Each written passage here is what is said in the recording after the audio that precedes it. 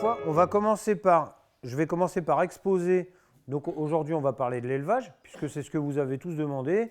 Essayez de comprendre le greffage, le picking. Je vais vous expliquer comment on fait les cellules de 3 jours, les cellules de 10 jours, etc. Et puis ensuite, on fera un question-réponse.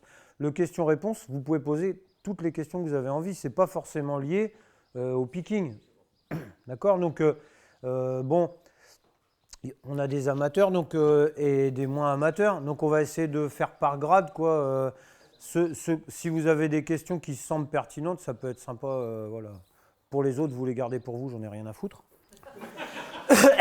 Et puis voilà. Les téléphones en silencieux aussi, s'il vous plaît. Et puis voilà. J'oublie rien? Non, vous savez quoi? Vous me chantez un joyeux anniversaire et puis on oublie après. Hein? Voilà. Ouais, c'est bon. Voilà.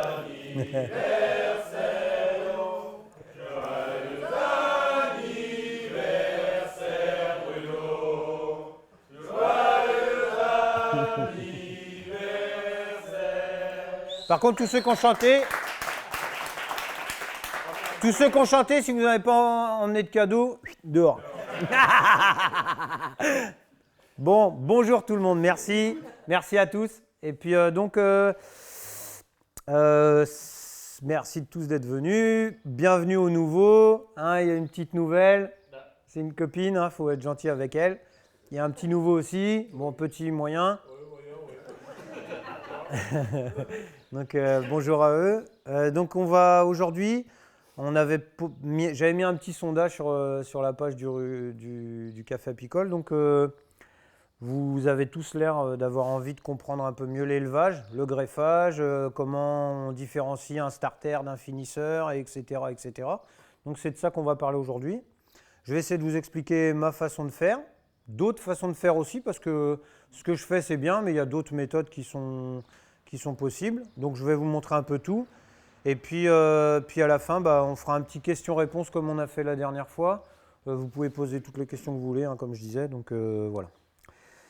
Donc pour le greffage et donc on va commencer par le début. Donc il y a plusieurs types d'éleveuses. On peut utiliser plusieurs éleveuses différentes. Nous, on utilise ce qu'on appelle une éleveuse orpheline. Donc souvent on entend, il faut bien faire la dissociation entre finisseur et starter. Souvent, vous allez entendre ça, starter, finisseur. C'est parce qu'en fait, soit on va transférer les cellules d'un starter qui est fermé, donc une colonie qu'on va blinder d'abeilles, on va mettre les greffons à l'intérieur, et puis ces greffons ils vont être pris en charge par le maximum d'abeilles, et puis le lendemain, 24 heures plus tard, on va prendre ces greffons qui auront été pris en charge et on va les remettre dans une ruche dite finisseur. Donc une ruche finisseuse, souvent, nous on utilise des divisibles pour faire ce travail parce que ça marche vraiment bien. Donc voilà, vous avez le starter qui est au départ préparé. 24 heures, vous laissez la ruche à l'intérieur, enfin les greffons à l'intérieur. Le lendemain, vous avez une ruche 2 x 10 cadres là qui est bien remplie, ou alors même en haut c'est du miel. Vous enlevez un des cadres et puis vous remplacez par votre barrette de greffage dans la hausse. Et ça vous permet d'élever vraiment très simplement. Ce qui compte, en fait, c'est qu'au tout départ, il y ait beaucoup d'abeilles pour démarrer les cellules, parce qu'elles ont besoin de beaucoup de gelée royale les 24 premières heures. Donc, c'est quand même important d'avoir des cellules qui soient bien prises en charge. Et puis ensuite, il faut quand même que la ruche qui va accepter les cellules, idem, elle soit débordante, parce qu'il faut beaucoup d'abeilles. On considère qu'il faut 200 abeilles nourrices pour une cellule royale. Ça représente énormément, mais en fait, la quantité de gelée royale qui va être apportée aux cellules, plus il y a d'abeilles qui sont aptes à sécréter cette gelée, et plus il y a d'abeilles qui vont prendre en charge ces cellules, et meilleur vous aurez un taux d'acceptation, et meilleur vous aurez des reines à la fin. Il vaut mieux utiliser une ruche, une souche sur laquelle vous allez greffer qui soit moyenne et utiliser une excellente éleveuse, vous aurez des reines de bonne qualité, que l'inverse. Avoir une reine inséminée puis ensuite avoir une éleveuse de moins bonne qualité, ça ne va pas vous permettre de faire vraiment des bonnes reines. Donc ce qui est important, c'est d'avoir une éleveuse qui déborde d'abeilles. Et c'est vraiment le terme. Ça doit déborder. Quand vous ouvrez, il doit y avoir des abeilles qui sortent. Vous devez même avoir du mal à mettre le cadron à l'intérieur. Souvent, il faut le mettre et puis il descend tout seul, tout doucement. Et là, vous savez que vous allez à la bonne quantité d'abeilles. Donc, vous avez plusieurs types d'éleveuses. Donc, ça, c'est ce qu'on va donner comme starter finisseur. Il y a une méthode qui est simple pour en faire un starter. Donc, vous avez une ruche qui est sur 2 éléments. Vous voyez, la ruche, elle est sur 2 éléments. Il y a une reine sur ces 2 éléments-là. Alors, ça peut être une ruche d'Adam, ça peut être une double ruche d'Adam, ça peut être une double mini plus. Une mini plus qui est sur 2 éléments, qui est bien développée, ça passe. Une ruchette sur 2 éléments. Le format, on s'en contrebalance. Ce qui compte, c'est que ça soit deux formats avec des cadres identiques. C'est ça qui est important. Donc, le premier des travaux, on va chercher la reine. Une fois que la reine elle est trouvée, on va la mettre dans l'élément du haut. On va mettre l'élément du haut sur un autre fond. On va l'écarter de la ruche souche. On va secouer le maximum d'abeilles dans cette souche-là. On est d'accord, celle-ci, elle est orpheline maintenant. On est d'accord. On laisse comme ça pendant 2 heures. Au bout de 2 heures, on a fait le greffage. On insère la barrette de greffage. Et puis, on laisse comme ça 24 heures. La ruche, elle est orpheline. La souche, elle est de l'autre côté avec la reine dedans. Il n'y a pas de problème, tout le monde est séparé. Les abeilles qui sont là-dedans, les butineuses, elles vont revenir dans la souche. Elles sont orphelines, elles vont élever. Ce phénomène, il reproduit le phénomène d'essaimage qui est un phénomène naturel. Le lendemain, on revient. Donc, saloperie, hein. Faut bien ajuster ça. Donc, le lendemain, on revient. On a les greffons qui ont été pris en charge. On n'ouvre pas, on n'a pas besoin pour regarder ou machin, par curiosité. Vous pouvez jeter un œil, voir si vous avez une bonne acceptation. Si vous avez utilisé la bonne taille de larve, c'est accepté. Donc ça, c'est en éleveuse. Hop, on reprend la reine, on la remet sur l'élément. La reine est ici. OK. On met une grille à reine entre les deux pour empêcher la reine de monter dans l'éleveuse. Et hop, on remet l'élément du bas qui a les greffons en haut. La reine, elle ne peut pas monter. Et là, on a ce qu'on appelle un starter finisseur. On a démarré en starter. On a permis aux abeilles de démarrer les cellules. Une fois que les cellules elles sont démarrées, elles ne les détruiront plus. Et là, vous avez en finisseur, vous laissez comme ça 10 jours. 10 jours à partir du moment où vous avez greffé. Au bout du 10e jour, vous venez, vous récoltez vos cellules. Alors, si la mielée elle est forte, ce que vous pouvez faire, c'est venir à 5 jours. À 5 jours, les cellules elles sont censées être operculées. Vous venez et puis vous mettez des bigoudis sur les cellules. Ça vous évitera qu'elles fassent des fausses bâtisses entre les cadres et qu'après les cellules elles soient difficiles à enlever. Et puis qu'elles soient plus... Parce qu'après, si vous voulez les protéger ou je ne sais pas quoi, c'est plus facile avec les bigoudis quand même. Et voilà. Et vous avez un starter finisseur. Donc ça, c'est la première méthode qui marche très très bien. Pour nous, c'est la méthode la plus simple que vous allez pouvoir utiliser. Vous pouvez le faire avec le matériel que vous avez à la maison. Donc, c'est vraiment facile. Après, il y a une autre méthode que nous, on fait tout le temps. C'est la méthode de la ruchette orpheline. Donc ça, c'est un starter finisseur. On est d'accord? Ça démarre les cellules et ça les finit. Nous, on fait une méthode de ruchette orpheline.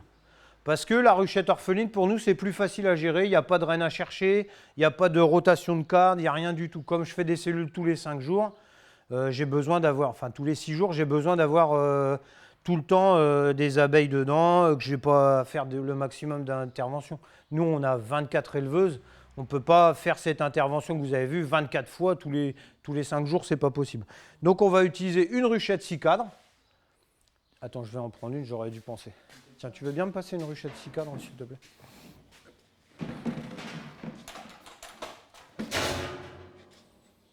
Tenez, mystère. Merci.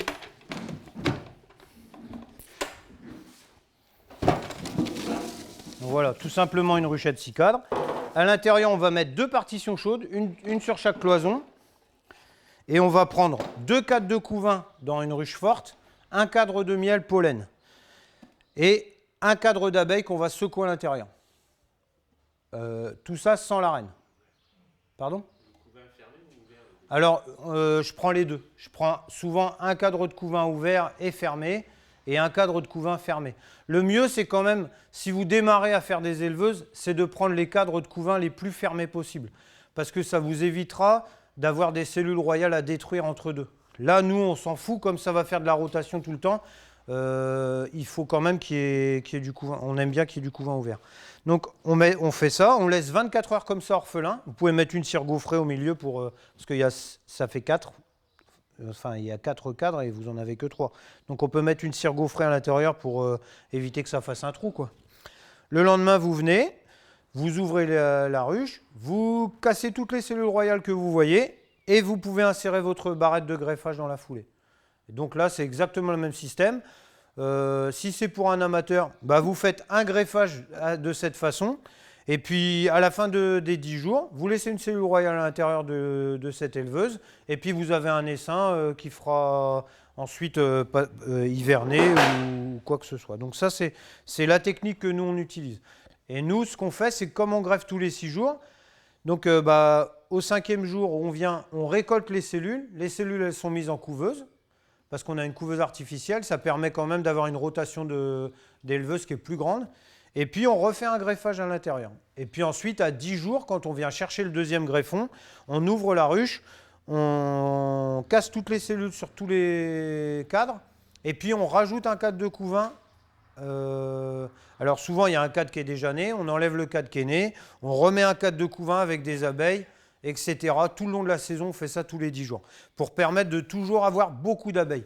Alors souvent, au bout de 2-3 cycles, ça commence vraiment à beaucoup déborder. Mais c'est pas grave, ça fait plein d'abeilles et puis c'est plus dur d'insérer le cadre, mais au final, ça marche bien. Quand c'est en grande mielée, ces ruchettes-là qui sont orphelines, il faut leur enlever une des partitions puis mettre une cire neuve aussi, parce que sinon elles vont vous bâtir à mort entre les cellules et même à 5 jours, c'est trop tôt. Donc voilà, ça c'est 2 types d'éleveuses que vous pouvez utiliser vous simplement. Après, il y a d'autres éleveuses possibles. Il y a avec le plateau cloque. Il y a des éleveuses avec des partitions intermédiaires. Il y a des éleveuses dites, c'est des cercueils, là, vous savez, vous avez déjà vu. C'est des éleveuses 15 cadres, où il y a une colonie 10 cadres et puis 5 cadres qui sont utilisés en élevage.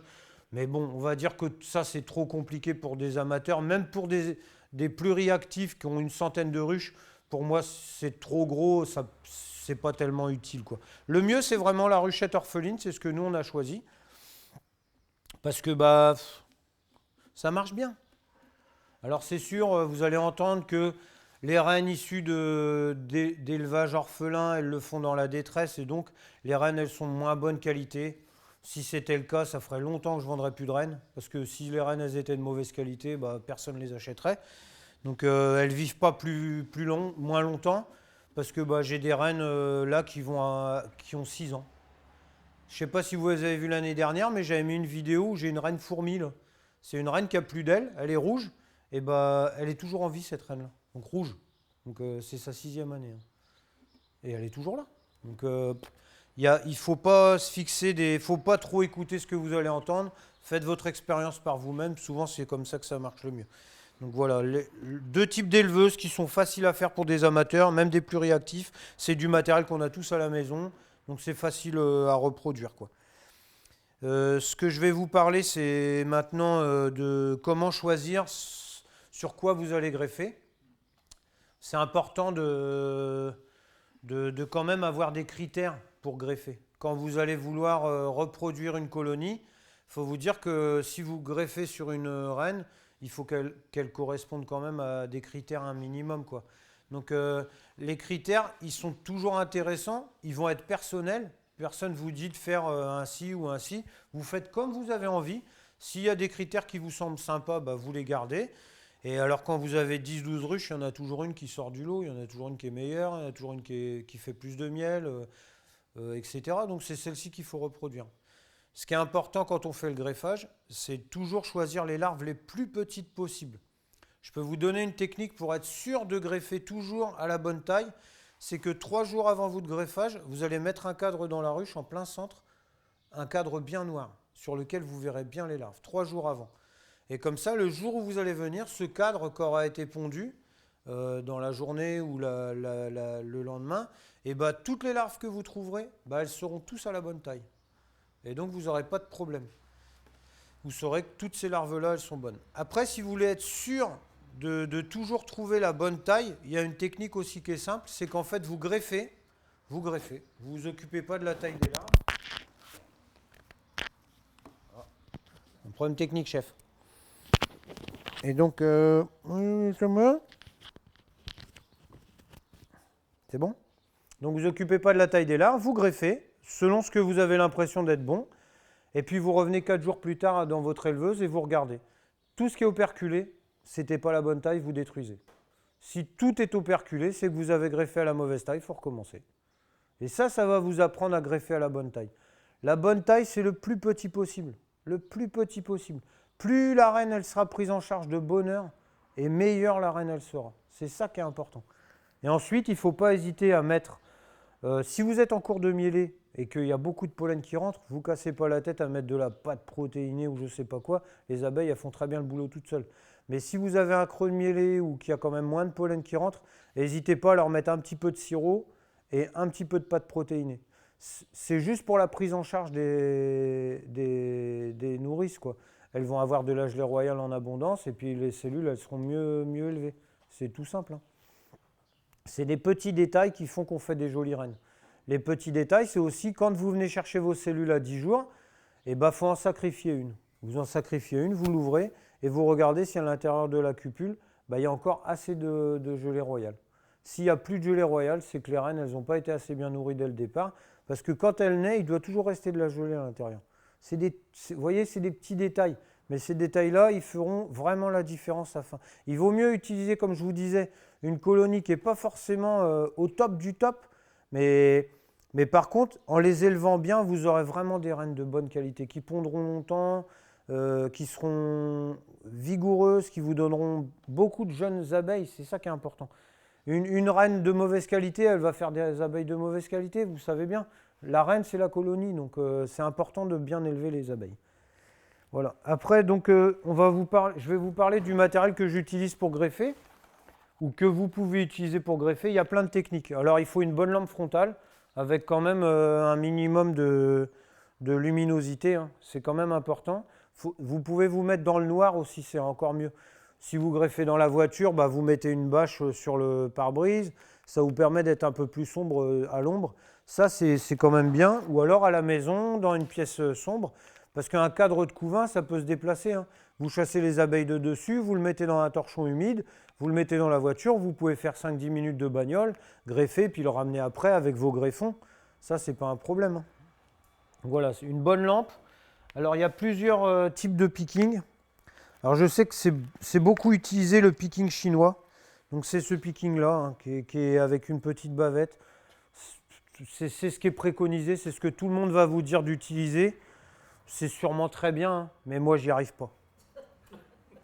Donc, j'arrive pas avec ce picking-là. J'ai pas appris avec ça et je sais pas m'en servir. Et même si j'ai essayé plein de fois, j'ai quand même un taux d'acceptation qui est tout pourrave. Mais vraiment tout pourrave. À chaque fois que je le fais avec ça, vous avez pu voir, quand j'élève, je mets 30 cupules. Quand je fais avec un pinceau, donc moi, j'utilise des pinceaux très fins. Donc, c'est des 3-0 en poil de martre. Donc moi je le coupe parce que vous savez bien, j'ai toujours des trucs un peu à moi. Donc moi il me va bien comme ça. Quand je fais avec le pinceau, je vais avoir 28 sur 30 d'accepter. Quand je fais avec le picking, j'ai 7 sur 30. Et puis je trouve aussi qu'en fait, avec le picking, il faut prendre des larves plus grosses parce qu'elles baignent déjà fortement dans la gelée et pour réussir à les attraper, il faut qu'elles soient déjà dans la gelée. Qu'avec le pinceau, je m'en fous, je peux prendre la larve la plus petite que j'ai envie, puisqu'en fait, c'est tellement fin que ça passe sous la larve, et puis ensuite, je le mets dans la cupule très facilement. Avec ça, ça marche vraiment très bien. Donc, je ne vous dis pas ce que vous devez utiliser, vous savez très bien. Achetez les deux. Un picking chinois, ça vaut 3 balles. Vous en achetez 3-4 pour trouver le bon. Vous le modifiez un peu. J'avais mis une vidéo sur le groupe. C'était la NERCEA qui avait fait cette vidéo pour montrer comment préparer le picking. Parce qu'en fait, il ne faut pas croire que vous le recevez et vous l'utilisez tout de suite. Il faut tailler un peu la plume, il faut faire un peu la souplesse du bordel, parce que c'est quand même un peu raide. Donc des fois, il faut l'affiner un petit peu avec un papier de verre. Enfin voilà. Donc c'est important de la préparer un petit peu avant. Mais alors que le pinceau, bah, tu le reçois, tu le mouilles avec ta salive, puis tu mets tes larves. Hein. Donc ça, c'est vraiment le top. Et puis bon, bah, maintenant, comme je suis vieux, hein, voilà, moi j'ai des lunettes. Donc c'est des lunettes grossissement 2. Alors si je les mets, je vois plus vos tronches. C'est peut-être bien. Voilà, on est d'accord. Mais par contre, pour voir de près, je vous garantis que c'est le pied. Hein. Et bon, bah, pour réussir à greffer vraiment fin, c'est bien d'avoir pas des loupes, mais des lunettes quand même qui soient un peu grossissantes, quoi. Après, si vous avez une bonne vue, vous n'en avez pas besoin, bah, tant mieux pour vous, hein, je vous emmerde. Mais voilà. Donc, ça, c'est pas mal. Qu'est-ce qu'on oublie? Ah oui, bah, le matériel de greffage. Alors, il y a 2 techniques. Il y en a. Alors, donc, bah, le matériel de greffage, c'est Nico. Hein. Pourquoi s'emmerder? Ils font toute une gamme de matériel qui marche bien. Il y a les porte-cupules, les supports de cupules. C'est tout facile. Hein. Il n'y a pas de problème. C'est tout prêt. Et puis, les cupules, bah, souvent, il y a les questions récurrentes. C'est est-ce que tu les changes? Donc, une cupule, ça vaut 0,3 centimes. Donc, je change toutes les cupules, même celles qui n'ont pas été acceptées. À chaque fois, toutes les cupules, elles sont changées systématiquement. Vous avez pu voir sur les vidéos que j'ai un peu des tocs. Je les prépare au dernier moment. Parce que j'ai toujours peur qu'il y ait de la poussière qui se mette dedans. Donc, je ne veux pas les préparer à l'avance. Puis après les mettre, je les mets le jour du greffage. 5 minutes avant de greffer, je mets les cupules, puis après, je greffe. C'est important que vos porte-cupules ou vos cupules, elles soient serrées les unes à côté des autres. Souvent, je vois les gens, ils mettent, genre sur une barrette comme ça, où nous on en met 15, bah eux, ils en mettent que 7. Si vous êtes observateur, vous verrez que dans la ruche, les cellules, elles sont toujours les unes à côté des autres. Alors, elles ne sont pas forcément tous les unes à côté des autres, mais elles sont groupées. Elles en font 3-4 à un coin, 3-4 à un autre, 3-4 à un autre coin. Et donc, physiologiquement, elles sont faites pour faire ainsi. Donc, il faut reproduire ce qu'elles font. Plus vous collez les cellules, plus vous avez d'acceptation. Si vous les mettez très écartées, vous aurez moins d'acceptation qu'en les mettant très serrées. Donc, mettez-en 15. Même si vous avez besoin que de 5 cellules, vous en mettez 15, vous en greffez 15, et puis à la fin, vous gardez que les plus belles. Vous en foutez du reste. Vous n'êtes pas obligé de garder les 15. Vous gardez les 5 plus jolies cellules, et puis voilà. C'est mieux de greffer. De toute façon, pour en avoir assez, il faut en avoir trop. Donc vous en faites un peu plus, vous en avez toujours assez. Voilà. Et donc, ce que beaucoup m'ont posé comme question aussi, c'est comment tu insères les cellules à leurs différents stades. Donc on sait, on peut insérer des cellules à 3 jours, à 10 jours, 11 jours, 10, 11 jours, on va dire que c'est pareil, ou en vierge. Nous, on ne fait pas en vierge. Ou alors, on le fait dans des paquets d'abeilles pour les l'herbe. Sinon, je ne fais pas de vierge. C'est trop le bordel. Il faut les mettre dans des boîtes à rennes. C'est trop le merdier, quoi. Donc, je ne fais pas ça. Quand vous en avez 4-5, vous pouvez faire en vierge. Mais nous, on fait 150 par semaine ou 170 par semaine. Je ne vais pas passer ma vie à remplir des cages à rennes avec du candy. Je le fais déjà assez. Donc, on ne fait pas de vierge. Je fais des cellules de 3 jours. Donc en fait, ce qui va se passer, c'est les cellules de 3 jours, c'est plus, vous avez une ruche qui est prête à déborder, vous ne savez pas trop comment faire, bah, vous enlevez 2 cadres de couvain, un cadre de miel, vous faites un essaim. Alors de l'essaim, bah, vous en servez pour faire un greffage. Et puis bah, pour pas qu'il reste trop longtemps orphelin, bah, vous laissez que des cellules de 3 jours, puis vous mettez des cellules de 3 jours. Les cellules de 3 jours, c'est plus quand vous avez le temps. Ou si vous voulez faire un traitement varroa flash, ça c'est pas mal aussi parce que entre le moment où la reine elle va arriver à son stade final à 12 jours pour naître, le moment où elle va faire son vol de fécondation, où elle va revenir répondre, il y a à peu près 25 jours qui va se passer. Donc ces 25 jours-là, bah, il n'y aura plus de couvain dans la ruche. Donc ça vous permet de venir faire un traitement à l'acide oxalique et puis vous avez une ruche qui est assainie. Il y a moins de varroa à l'intérieur. La cellule royale de 3 jours, elle vous permet de faire ça. Ça, c'est pas mal. Et après, bah, les cellules de 10 jours, bah, c'est exactement le même principe. Vous venez, vous faites vos essaims et puis le lendemain, vous n'avez pas besoin de détruire les cellules royales parce qu'elles n'en ont souvent pas encore édifié. Et puis bah, vous mettez votre cellule de 10 jours ou de 11 jours dedans. Donc c'est exactement le même principe, sauf que bah, il y aura moins longtemps. En gros, on trouve du couvain fermé 21 jours après l'insertion de la cellule quand on met des cellules de 10 jours. Donc vous voyez, ça va très vite. 21 jours après, vous venez, vous avez déjà du couvain fermé, c'est le top quoi. Donc ça permet quand même de... Nous, c'est ainsi qu'on travaille. Avec des cellules de 10 jours, on a tout le temps une rotation pour des cellules de 10 jours. Après, ça m'arrive de faire des cellules de 3 jours, mais c'est plus quand je suis un peu débordé par les cadres de couvain. Quand les mini plus, elles sont très grosses et qu'il y en a partout et qu'on doit les diviser, pour gagner du temps, on va faire des cellules de 3 jours. Donc on va faire les essaims et puis ensuite on viendra mettre les cellules dans le rucher. Ce qui est chiant avec les cellules de 3 jours, c'est le transport. Le transport des cellules de 3 jours, c'est un problème. Il faut soit transporter l'éleveuse avec les cellules à l'intérieur, mais vous avez toujours le risque de les faire choquer, soit il faut avoir l'éleveuse qui est sur place, récolter les cellules de 3 jours et mettre dans vos essaims tout de suite. Bon, pour un amateur, ça le fait. Mais pour nous qui sommes professionnels, on a 3 ruchers d'élevage, donc ce n'est pas facile de transporter les cellules de 3 jours. Mais ça se fait, j'ai plein de copains qui le font. Donc voilà, donc c'est les trois possibilités pour les élevages. Puis je crois qu'on est bien. Je vais prendre mon petit papier, parce que depuis que j'ai un chef, je prends des petits papiers. On ne fait pas des storyboards encore, mais ça va pas tarder. Ah oui, donc il y avait aussi la protection par les bigoudis, ça c'est important. Et puis donc le calendrier. Donc le calendrier d'élevage, vous pouvez tous vous en acheter un, c'est le petit calendrier ICO. Ça vous l'avez, c'est avec la rotation du truc. Ça vous donne tout, ça vous dit à quelle période, à quel moment il faut insérer la cellule, à quel moment il faut venir contrôler la naissance de la reine ou la ponte, à quel moment vous pouvez la récolter puis la mettre dans un essaim. Ça c'est pas mal. Je crois que je dois en avoir un.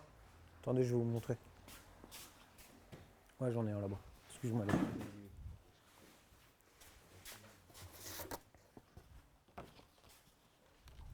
Vous voyez, donc même moi, je l'utilise encore. C'est ce petit calendrier-là. Vraiment, ils ont fait ça bien, ICO. Et donc, ça permet... on est le 4 aujourd'hui. Donc, vous voyez, ça vous donne la date du greffage. Donc, on va greffer le 4. Donc, vous voyez bien, c'est le 4e jour après la ponte. Et donc, ça vous donne vraiment tous les stades. C'est vraiment bien. Ça coûte 2 balles ou 2 balles 50. Il faut tous en avoir un. Ça, c'est important d'en avoir un dans son cahier d'élevage. Même si vous avez un essaimage, ça vous aide aussi. Vous avez eu l'essaimage, bon, vous n'êtes pas trop sûr de la date de la naissance de la reine, mais quand même approximativement à 2-3 jours près. Donc vous savez quand la reine elle est censée pondre, vous marquez sur le toit le jour où vous avez constaté l'essaimage, puis comme ça vous permet ensuite de revenir et puis de dire « Ah ça y est, ma reine, elle doit pondre là ». Si elle ne pond pas, ça devient dangereux. C'est là qu'il faudra intervenir rapidement pour éviter d'avoir des abeilles bourdonneuses. Si en gros, 5 jours après la date prévue, il n'y a toujours pas de ponte, ça commence à craindre, quoi. Donc, voilà, ça c'est pas mal, ce petit calendrier c'est pas mal. Donc, vous voyez, les outils à avoir, c'est quand on veut faire du greffage, c'est des partitions chaudes, un petit nourrisseur couvre-cadre, un pinceau ou un picking chinois, une lampe frontale, une paire de lunettes pour ceux qui voient un peu moins bien. Et puis voilà, vous avez tout ce qu'il vous faut. Vous n'avez pas besoin de grand-chose pour élever. Ce qu'il vous faut en priorité, c'est une ruche qui rassemble tous les critères de sélection qui vont être intéressants pour greffer. C'est ça qui est important. Si vous ne l'avez pas, vous pouvez toujours appeler un apiculteur près de chez vous, même ici, et puis vous lui demandez si vous pouvez venir greffer chez lui. Le jour où moi je fais le greffage, si vous venez à côté et que vous greffez vous aussi vos 10 barrettes, vous aurez une souche qui sera sympa, c'est quand même chouette à faire, quoi. Après, ça, c'est pas. Les gars de YouTube, là, c'est pas pour vous. Mais pour les copains du groupe, c'est possible de faire ça, quoi. Donc voilà. Bon, alors oui, on va peut-être parler un petit peu du matériel. Donc, moi, j'utilise tout en ICO. Donc, tout à l'heure, on disait les bigoudis. Donc, les bigoudis, c'est ça. Tiens, prends le micro, mon petit loup, mon assistant numéro 2.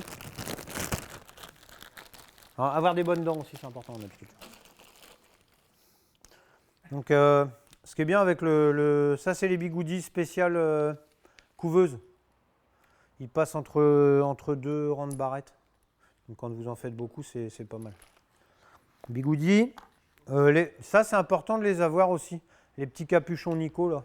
On met la cellule dedans, ça permet de la protéger. Vous êtes sûr que la reine que vous allez trouver dedans, ce sera la reine qui était dans votre cellule. Parce qu'elles ne peuvent pas manger le bout qui est tissé par la larve. Donc ça, il faut l'avoir. Et puis les cupules, c'est les cupules Nico.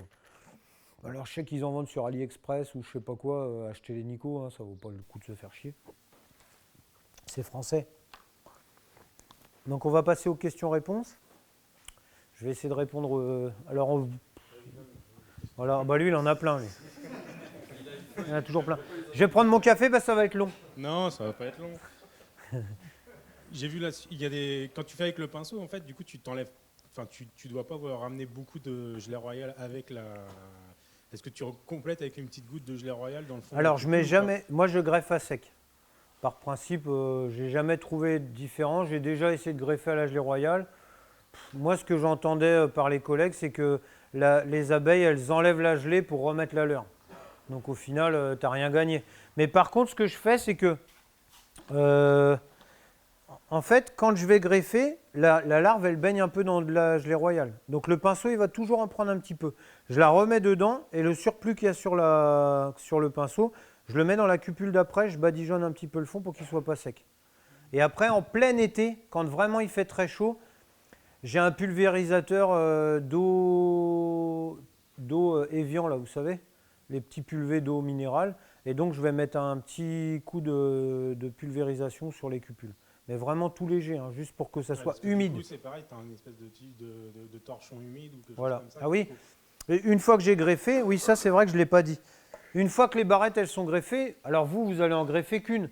Nous, on en greffe 20 ou 25 ou 30. Donc, à chaque fois que j'en greffe une, j'ai un torchon humide. Et donc, la barrette, elle est roulée dans le torchon. Une fois que j'en ai fait 6, je vais les insérer dans mes éleveuses et je fais ça en permanence. Alors, quand je suis avec Sonia, pendant que moi je greffe, elle va insérer dans les éleveuses. Donc, oui, c'est important que les cupules et que les larves, elles restent toujours bien humides. C'est vrai que c'est une bonne observation, je n'y ai pas pensé. Mais oui, roulez-le dans un torchon, même si vous avez 5 minutes pour aller du rucher à où vous greffez, c'est important de bien les conserver bien humide. Vraiment, il faut que le torchon il soit presque mouillé, quoi. Il faut bien les rouler dedans et ça permet de bien conserver les cupules. Non, ça n'a pas d'importance. C'est juste l'humidité, c'est pas le froid. Tu sais, quand il fait cette température-là, la larve, elle ne souffre pas vraiment. Je te dirais qu'en plein hiver, on greffe pas en hiver, nous. Hein. Et si j'ai bien compris, du coup, la cellule royale, tu ne peux plus la toucher du 3e au 10e jour. Quoi. Alors du 3e, non. On va dire qu'à partir du 7e jour, tu ne peux plus toucher la... C'est-à-dire que c'est vraiment super sensible. Oui, elle est pendue par un fil. Tu la prends, Si tu la prends, que tu la cognes. Pardon, excuse-moi. Si tu la cognes comme ça, la cellule, tu la prends, tu la jettes. Je ne les sais même pas. Parce qu'en fait, elle va tomber dans le fond de la cellule et puis elle va pourrir. Donc c'est vraiment... C'est vraiment faire attention. Ne pas les toucher. Ce n'est pas faire attention. C'est pour ça que vous avez besoin du calendrier d'élevage pour être sûr de toutes les interventions que vous allez devoir faire. C'est à partir du 7e jour, on n'y touche plus. Ça veut dire tous les jours, vous n'allez pas, puis vous levez le cadre pour voir. Parce qu'à chaque fois que vous le levez, que vous reposez, vous tapez la cellule, il y en a une qui passe à chaque fois, au moins. Donc, vous ne touchez plus. À 5 jours, on ne touche plus les cellules. Nous, à 5 jours, on les prend, on les met dans la couveuse. Une fois qu'ils sont dans la couveuse, on ne bouge même pas le rail de la couveuse. On laisse dans la couveuse, on n'y touche plus.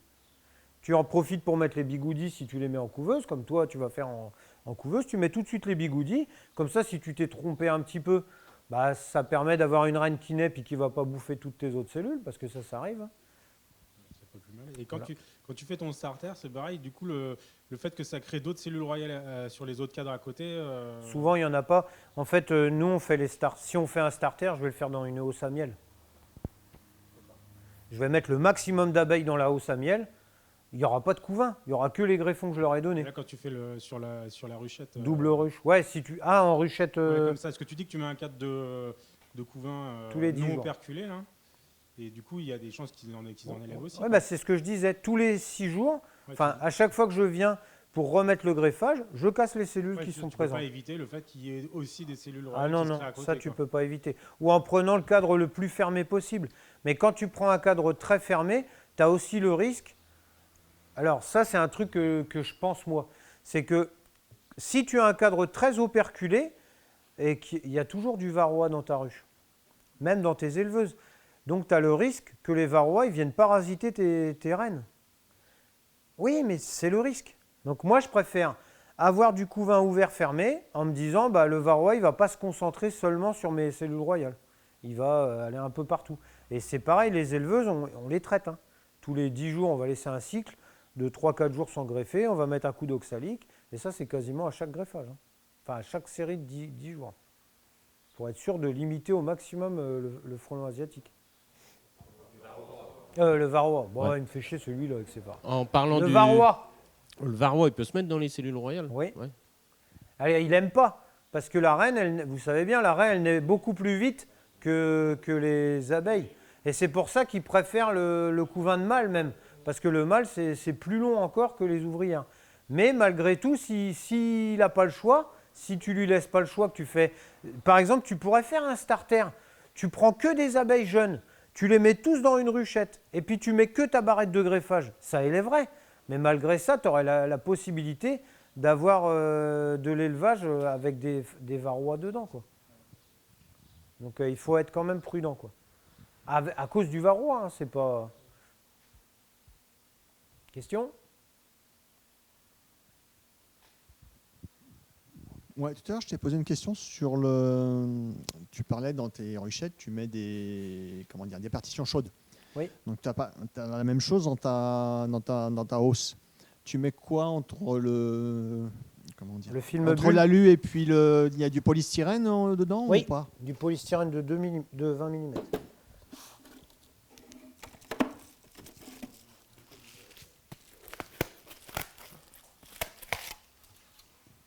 Du polystyrène et puis la bulle, le film bulle.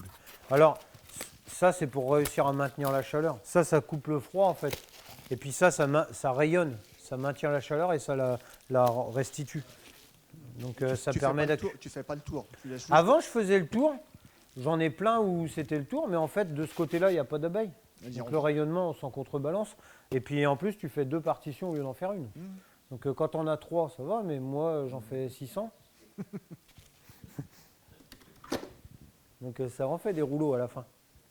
Autre question sur une ruche qui est devenue bourdonneuse. Ouais. Tu fais quoi des cadres? Alors, tu as des cadres qui étaient en cours d'étirement. Par exemple, j'en ai une avec des cadres qui sont en cours d'étirement. Donc, ceux-là, je pense que je peux les garder.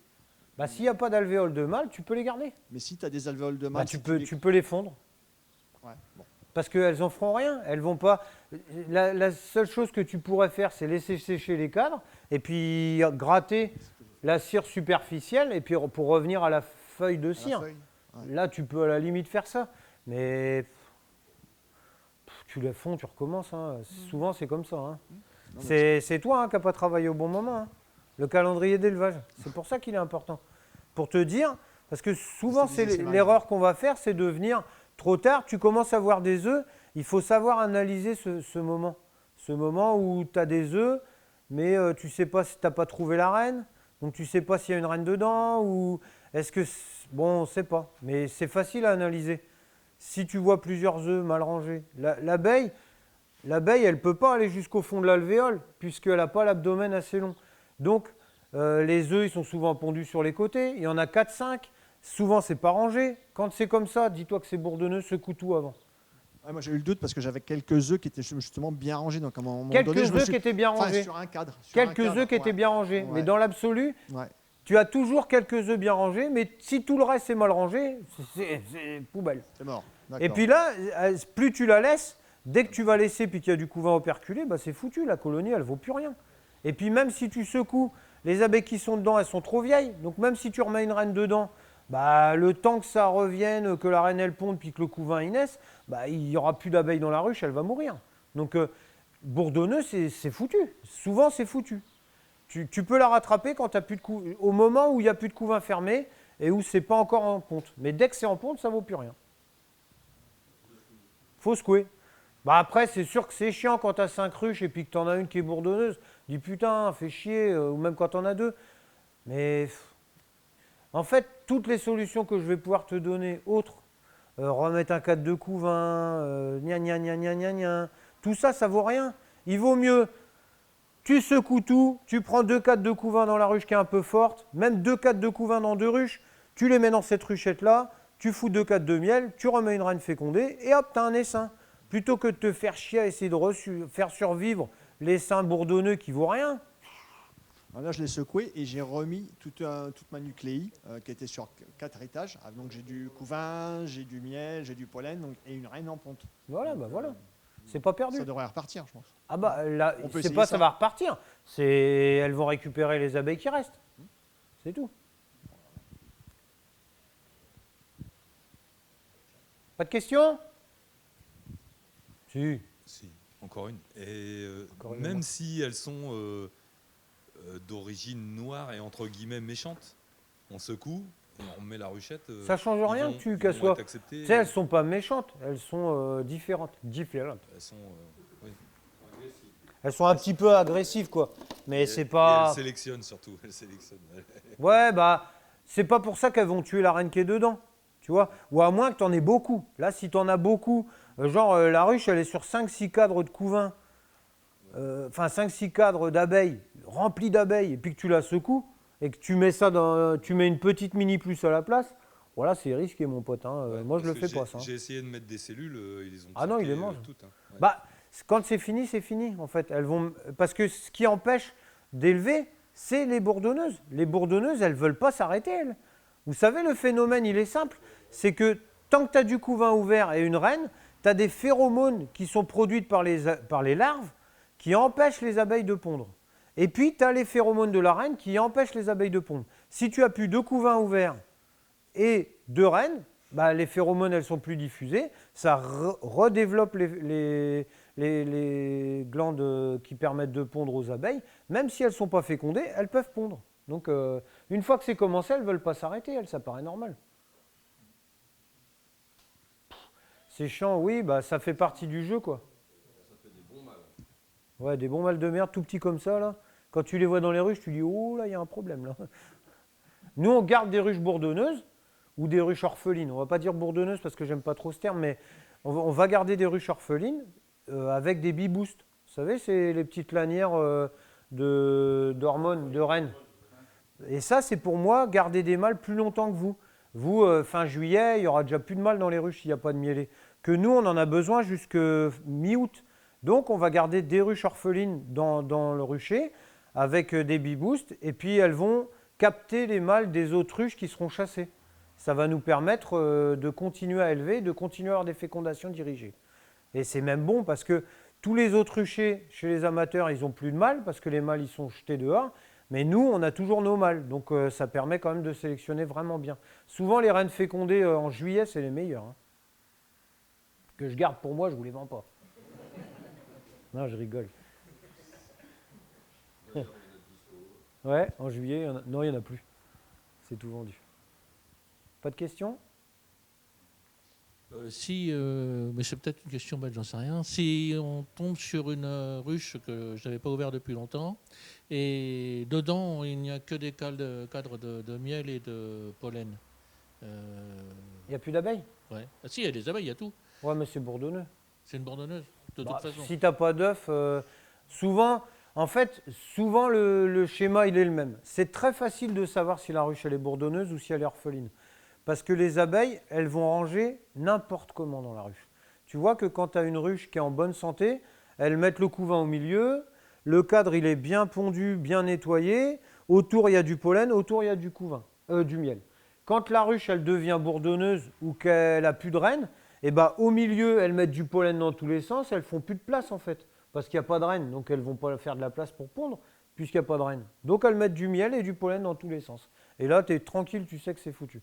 Tu peux garder les cadres, parce que ces cadres-là, pour faire des essaims, c'est le top. Il n'y a pas de couvain, il y a du pollen, du miel.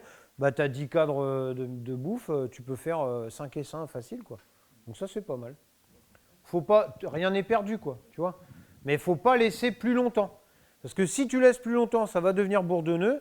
Et si elle commence à pondre des alvéoles de mâle partout, bah, tes cadres, ils seront foutus. Tu ne pourras plus rien en faire. Donc, il faut éviter de laisser ce stade-là arriver, quoi. Il n'y a plus de questions? Ah, Mathilde, je savais que je pouvais compter sur toi. Les fameux cadres du coup là qui sont avec du miel et du pollen, et du coup le miel n'est pas operculé. Combien de temps ça se garde? Parce qu'on peut pas forcément les mettre, on n'a pas forcément de ruche dispo pour pouvoir. Tu les mets dans le congélateur, tu peux les garder jusqu'à l'année d'après. Il faut éviter de les mettre dans une ruchette et puis de les stocker dans ton garage parce que tu vas avoir des teignes qui vont arriver qui vont pourrir tes cadres. Donc ça, tu ne pourras pas les garder. Mais tu te fais une petite place dans le congélateur puis tu mets tes cadres dans le congélateur. Ouais, bah, C'est la saison des fruits. Hein. Ouais, bah, tu veux venir chez moi, mais c'est la saison des sangliers aussi. Hein. Et ça ne s'arrête jamais. Hein. Donc, non, mais c'est pareil. Il n'y a pas trop de méthodes. Il y a une méthode qui fonctionne, qui te permet de garder les cadres un peu longtemps, c'est le congélateur. Et puis sinon, bah, tu peux t'acheter une machine sous vide, tu les mets sous vide, ça marche aussi. Tu peux aussi prendre des ruchettes en bois et puis faire fumer une mèche soufrée. Ça va tuer les larves de teigne qui sont dedans. Mais s'il y en a d'autres, tu sais, ça vole en ce moment, ça vole tout le temps. Donc tu vas en avoir qui vont revenir, elles seront parasitées pas longtemps après. Le mieux, c'est quand même le congélateur. Même une ruche fermée où tu dis c'est bon, il n'y a pas de teigne. Oh non, elle rentre quand même. Parce qu'en fait, Des œufs qui sont déjà dans les... non, où la teigne, elle va pondre sur le bord là. Et puis bah, ils arrivent à rentrer, les larves, même s'il n'y a pas de jour au couvre-cadre, hein, ça arrive quand même à rentrer. Puis après, bah, elles te bousillent toute la ruche, quoi. Alors c'est dommage de perdre des cadres. Après, s'il n'y a pas de pollen dedans, qu'il n'y a que du miel, tu peux aussi le désoperculer puis le récolter pour toi. Puisque ce cadre-là, tu n'en feras rien de toute façon. Si tu n'en fais rien, que tu ne feras pas d'essaim dans l'année avec, bah, tu le récoltes, tu le manges. Mais s'il n'est pas operculé. Tu peux laisser piller aux abeilles aussi. Mais le pollen, elle ne le pille pas, c'est ça qui est chiant. Je parle au niveau du miel, tu peux laisser plier par exemple, et ça fera de la nourriture pour les mouches. Ça te permet d'avoir un cadre propre. Voilà. Après ce cadre-là, s'il n'y a plus de pollen, plus de miel dessus, bah là tu peux le garder presque sans fin, quoi. Mais dès qu'il y a du pollen, les teignes, elles y viennent tout de suite. Ah oui, c'est le pollen. Hein. C'est pour ça que dans les hausses, quand il y a des hausses avec des cadres de pollen, il faut absolument les enlever. Hein. Ça fait de la teigne à tous les coups. Hein. Donc voilà, ces cadres-là, malheureusement, tu ne peux pas trop les garder si tu n'as pas de congélateur voué à ça, quoi. J'ai beaucoup de copains qui ont des chambres froides. Ils mettent dans la chambre froide à 6 degrés et puis ils les gardent jusqu'à l'année d'après. Ou alors ils les donnent même en fin de saison pour les colonies qui sont un peu plus faibles, plutôt que leur donner du sirop. Tu vois, ils préfèrent répartir des cadres de miel qu'ils ont récupérés dans la saison, quoi. Bon, c'est une bonne technique aussi, hein. Mais bon, il faut vouer un réfrigérateur ou une chambre froide à ça, quoi. Oui, il faut le faire. C'est pas mal pour tes abeilles, c'est pas mal. Question? Voilà, on est d'accord. Ah bah, le saucisson, c'est la vie. Hein.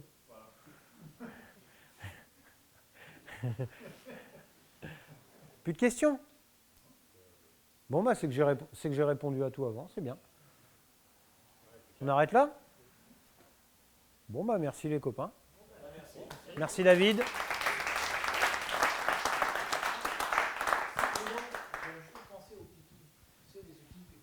Ouais, le petit pic. Non, mais non. Ah, pardon. C'est quoi? Je n'ai pas pigé.